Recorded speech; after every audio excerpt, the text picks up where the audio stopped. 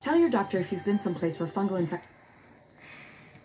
First off, Ross, congratulations on advancing to the Final Four. If you don't mind, tell us a little bit about the race from your seat in the race car, but then also take us through those final laps as you advance there at the very end to make the race next week in Phoenix. Yeah, our race car was better starting the weekend than we were in the spring. We qualified 27th in the spring, and we qualified 9th here, and then felt like we made a solid improvement. And if we could keep the rear tires on the car, we would have a shot. And we were just way too loose most of the beginning of the race, just especially corner entry and exit, and even the center, the first stage, and then tightened up, and we're still really loose corner entry and exit. And I thought we got our balance pretty close early in stage 3, somewhere in there, or maybe it was stage 2, but I really didn't have a lot more to ask for from Phil for balance, but ultimately got into the 6. I just drove in too deep to 3, and when they checked up, I couldn't turn, and I got into him. So I'm sorry and tried to pay it back to Brad to let him go, and I thought I'd just follow him back up through there to get to 7th, 8th, 9th place, and I was just stuck in 12th, 13th, somewhere in there. Couldn't pass. So even when we had it tight enough late in the race, I still was too loose on entry and exit to either get position on exit to pull out of line or gain ground on entry. I was just really loose and locking the left front. So we didn't have the pace that we needed to do. I mean, we were in 9th in both stages, and we're going to run around 10th or 12th there at the end, and that just wasn't enough. That's not what you need to do here in the Cup Series in the second last race to transfer. And double checked off turn 2 on the final lap. Brandon and Phil both talked on each other, but I heard yes 2 spots garbled up, but I knew that must be what they meant, and was fully committed down the back, grabbed 5th gear, and took my hands off the wheel once I first hit the wall. All right, we're going to go to questions for Ross. You think they have questions? I think they do. They've been waiting. I have questions. They've been waiting for you. Why does that work? And I hope you get used to answering a lot of questions. You're going to be doing that often this week, so we're going to warm up your voice here. We are going to start with Kelly. Kelly Crandall, Racer.com. Ross, you said on the last lap you knew you needed the positions and you were committed down the backstretch, but when did that move first come into your mind? Was it today? Was it this week? Was it long ago? Like, when did you think, okay, this is in my playbook? I think the first time I ever saw a race car do that was on video game, the GameCube 2005, the GameCube console. I don't know if anybody else in the world had those, but we did, and my brother Chad beat me doing it at the fictitious, I think it was Dodge Raceway in somewhere in a fake city or somewhere in Florida, and we would always race there. I never thought about it. Like, our prep this week, it never crosses my mind. I've done a lot of sim work this week, a lot of iRacing, a lot of stuff, and a lot of laps here virtually, and never once did it ever cross my mind, or did I try it. So I want to make that clear. The last time would have been a long time ago, before I was ever even thinking about being a NASCAR driver, and it flashed back in my head on the white flag, and I double checked off of 2, and I just through 1 and 2, I think we need 2 spots, and they said yes, and I was like, what, if it wrecks, okay, we don't make it, but it might work, so I'll try it. Justin Marks said it's a testament to your commitment and your competitive mindset, and that there's no rules in your world. So I guess is that accurate? That, as you said, why not try it? And if it works, it works. If not, then you crash, but you tried. Well, I thought why not, and that's a motto that some buddies and I back home we live by. Why not? And to apply that to the Cup Series, in this scenario, there are rules. There are a lot of rules out here, and I didn't know how it would all work out. I didn't know if the physics would work to make it around the corner, but it did, and I'm sure glad it did.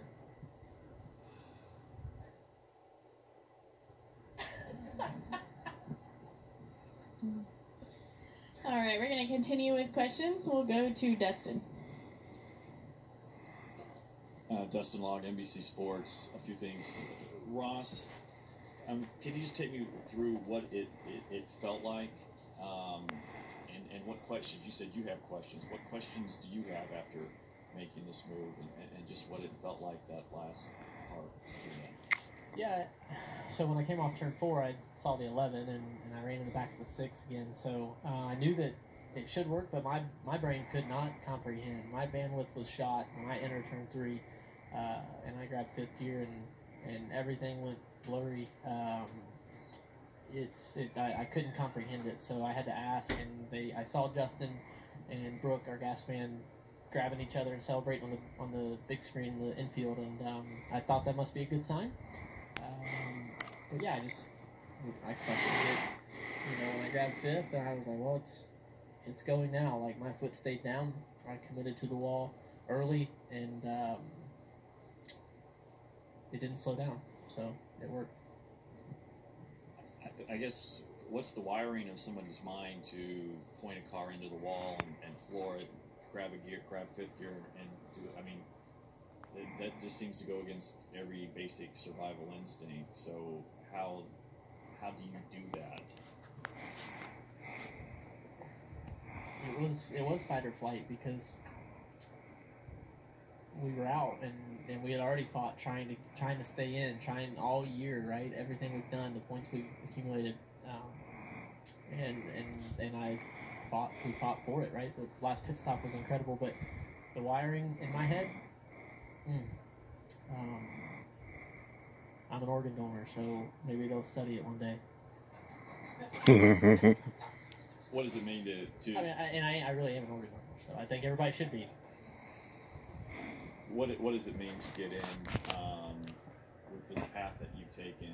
And it's unlike a lot of others that have reached this level, but there are certainly a number of drivers that have been at your level that had those dreams of being in this position, and now you've reached it after being probably about as low as you can be in the sport and still being in it. What's wild, man, is might call it low, but we were building this thing, and I needed time to learn this. If I would have showed up, I did show up in race winning equipment in 2013, and Eric Jones beat me at Phoenix. Like, we had the truck that could have won if I would have asked for some different adjustments and known what to ask for the end of the race. I needed time, and those team owners through Trucks, Xfinity, and Cup that gave me the time, I owe so much to. That's through the middle part of what I guess call my career here in NASCAR. And if you just go back 2 years, the fall Southern 500 at Darlington, went there with Spire Motorsports, and our goal was to finish like single-digit number of laps down. They bought sticker tires for the whole weekend. We had a podcast sponsoring us through T-shirts that we sold that didn't even have my name on it. But I got to go race the fall Darlington race in a Cup car to keep building my notebook. And we won our race. We beat the car we wanted to beat that day. That was 2 years ago. Like, we came back this year, and we had chances to win both Darlington races. Last fall, in the 42, we had chances to win the Southern 500. So if you just go back 2 calendar years, I was the guy 5 laps down, 7 laps down, something like that. And those were good nights. Those were wins in our book. And those moments and those nights and those races and those laps are a big reason why I feel like I'm able to do what I can do now.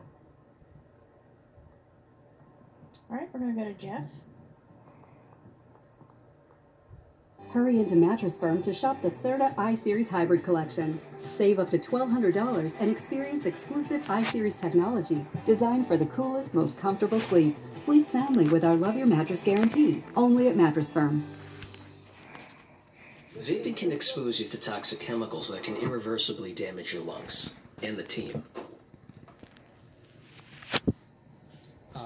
First of all, I'm having a hard time keeping a straight face here.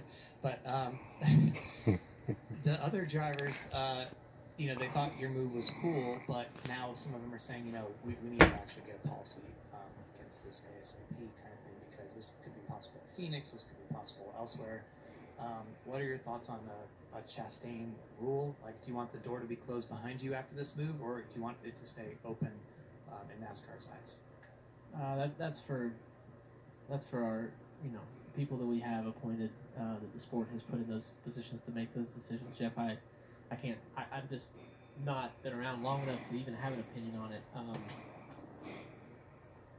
Yeah, look, do I want us all come to the ends of these races and just flooring it? Like, no, it doesn't. No, that's not what we want. But you know, this is a race and this is a competition, and whether you pass them on the inside or the outside, you pass them on pit road or pass them against the wall. Like, I don't.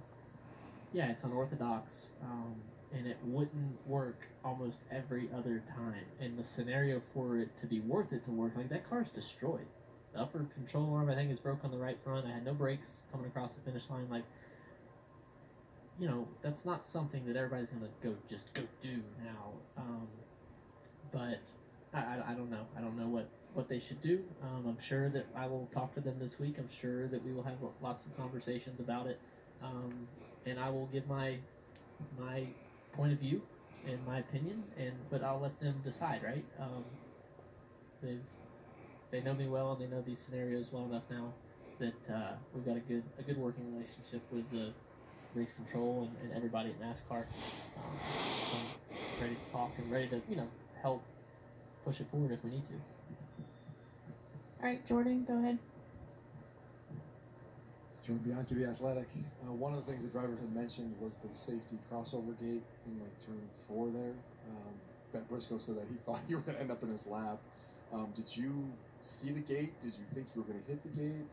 That you were going to clip it or anything? Like he just thought you were going to be destroyed. Yeah, I did. Halfway through the corner, I saw it, and I had not thought about that. But look, when I started, just a quick story, when I started racing back home in 2005, 6, the front stretch at our 417 Speedway had a 3 steps you could walk from the grandstands and underneath the flag stand to go out on the track. And my dad had raced there 10 years before, and he saw race trucks get wrecked there and rip the suspension off in that hole about 2 or 3 feet wide. And then we were there one night and we saw a race truck get destroyed and rip the right front suspension off, getting pinched into that hole. So we went up there during the week and welded a gate, and I was there, and like we drilled we bolted this piece on, and then we welded a gate, big heavy duty steel gate that went with the flow of the race traffic, right, the race cars. And it's the Mother Road. The flip side to wasted time on the highway filled with screens and calls, racing to what's next. Route 66 jolts us out of mindlessly speeding past roadside joy, neon inspiration, and the best parts of life. We need it. I knew that. It did not go through my mind as I'm bouncing off the wall, though. I did see it when I was in the middle of the corner, but it was too late, and testament to the wall. Whether they changed the rule or not, the reality is that you just pulled off one of the moves that's going to probably live on for a long time. You know, passing the grass, all these different things, right? Have you thought about that at all? Like, sinking in, did we get the track record? Only in qualifying? Yeah, well, yeah, it's sinking in, and look, I it's sinking in that like we did something that no one else has ever done. That's hard to do in just the world that we live in 2022, but definitely our sport. When you just look around these pictures on these walls and look at all the drivers that have been here, and it definitely would not work in a modified, but it worked in the next gen car.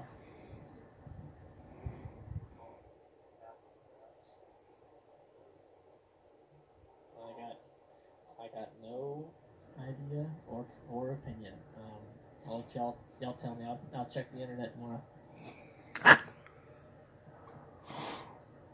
All right. Okay, we're going to take a few up front, and then I'm going to go to the back just to help with microphones. Okay, go ahead.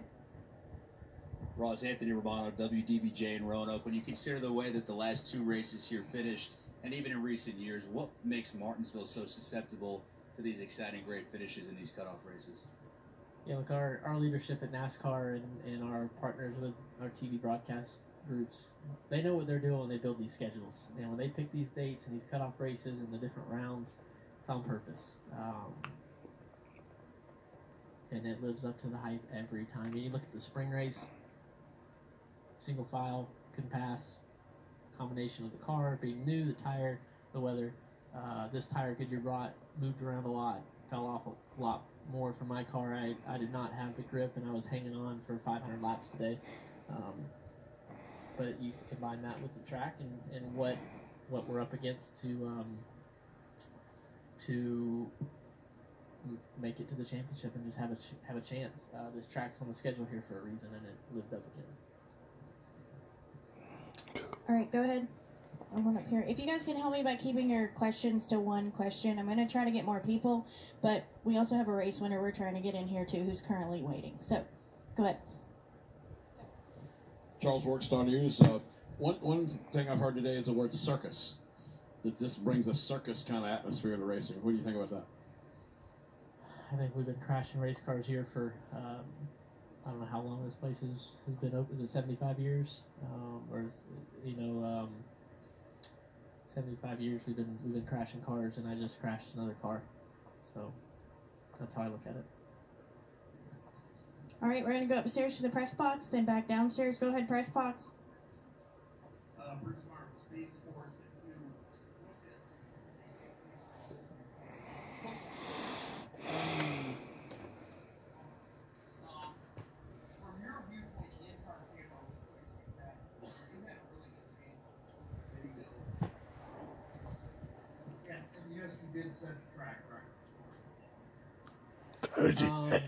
I have a clip on my cell phone of the front-facing streaming camera, and then I saw walking in the media center here on someone's laptop the shot from like above the grandstands where the spotters. It looks like probably where my Brandon McReynolds was standing up there with his jaw wide open.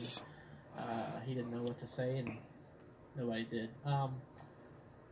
Yeah, I've seen just a quick clip, and I can't believe that I'm the guy driving that loose car. To be honest, I mean honestly, I can't believe it's me in there. All right, we're going to come back downstairs. We'll go to Seth. Seth Egger, KickinTires.net. Ross, is this something that would have been possible in the Gen 6 car versus the next gen car? I have no idea. I don't know. I don't have a clue.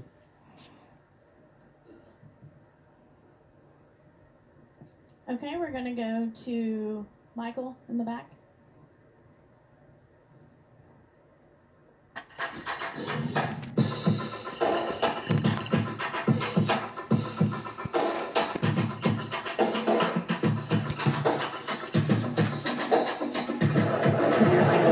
Hey.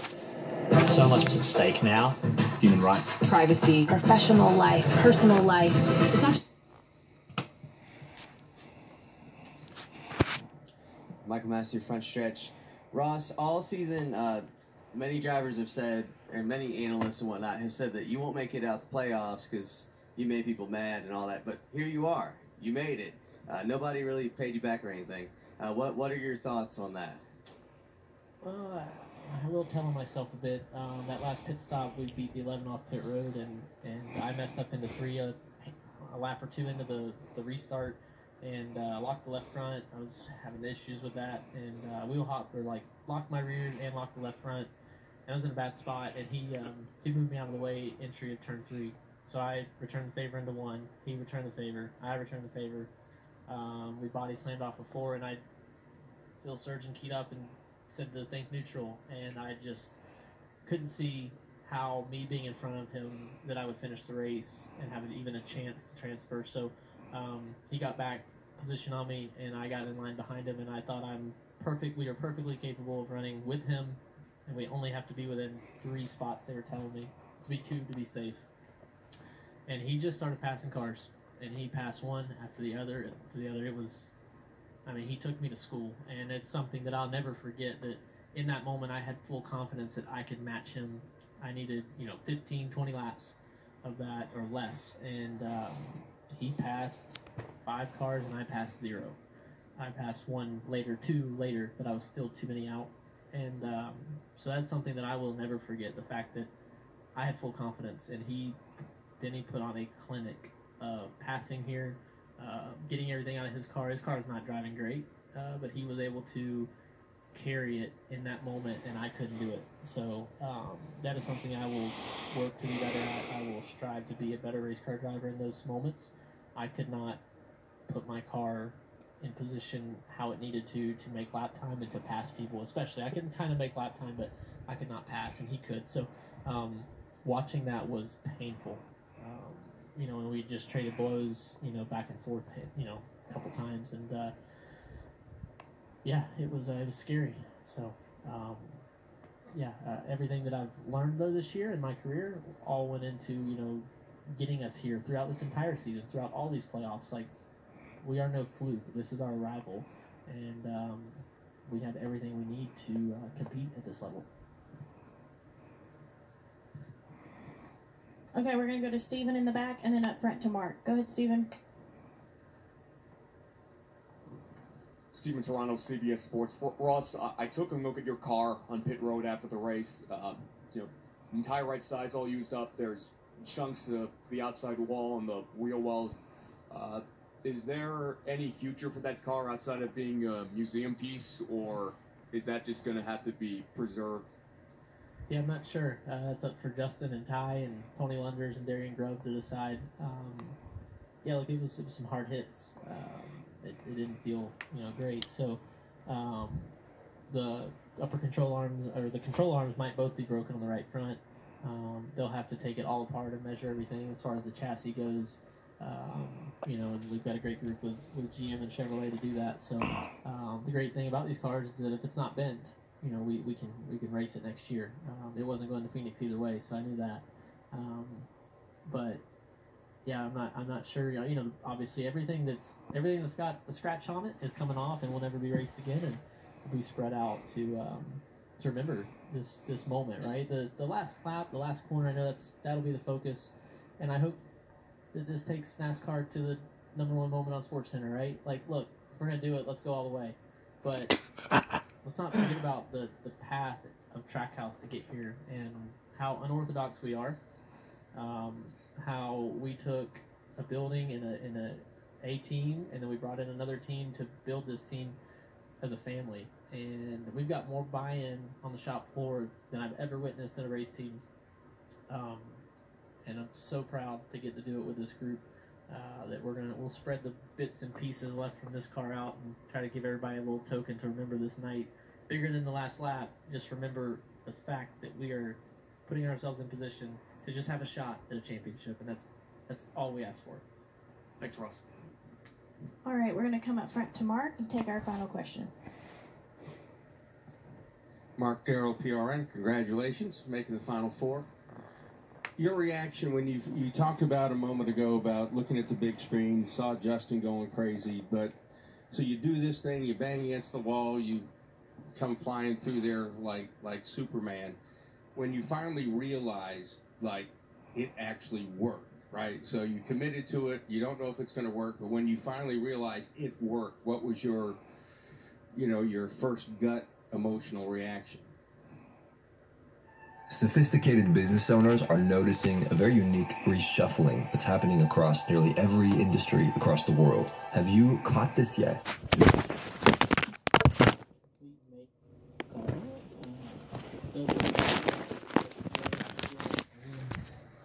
And I think it's wild that my brain thinking back to those moments of what all happened, and I saw the 11 out my window net across the line, and I was looking at him, and then I felt me hitting something, and I hit 6, so I knew it, but it did not comprehend. Then I realized, all right, I need to stay up against the wall in turn 1. So all that time, my radio's silent as far as I remember, and I looked up, dropped the net, and I saw him, but I Tell Me Boys and Phil Surgeon keyed up, and I just lost my mind. I was screaming and fist pumping, and I've learned my lesson. I don't punch the dash anymore. That hurts. Carbon fiber, all those gauges, they hurt. But the bars, and I just lost my mind all the way around pit road. And look, I've made a lot of mistakes in this sport, and I've had some congratulations at times when we win and stuff. Definitely Coda, my first truck win, my first Xfinity win. I'm gonna say I got more congratulation claps from industry crew and people and mechanics coming down pit road, it was unreal. And so that, whether they were congratulating me for the wildness of it or that they were genuinely happy, I'm not sure, but I'm going to take it that I had more people make it a point to walk out of their pit boxes to physically acknowledge me, that means as much to me as anything. This garage, the word was used earlier, circus. I use the word circus. We are a traveling circus, and I'm proud of it. And I'm proud to be in this circus. And I'm proud of my brothers and sisters that I go to battle with, and they might get mad at me. And that's some of the stuff I've talked about earlier in the years. It's been wild to race against my heroes.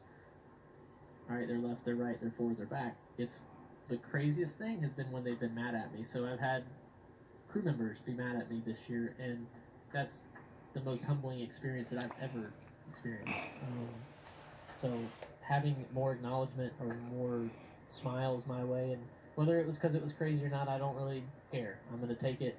I don't get many from the garage, and just them acknowledging that, and whether it was good or bad on their end, they acknowledged it, that they smiled and gave me a thumbs up, and I'll take it. All right, Ross, thank you so much for joining us.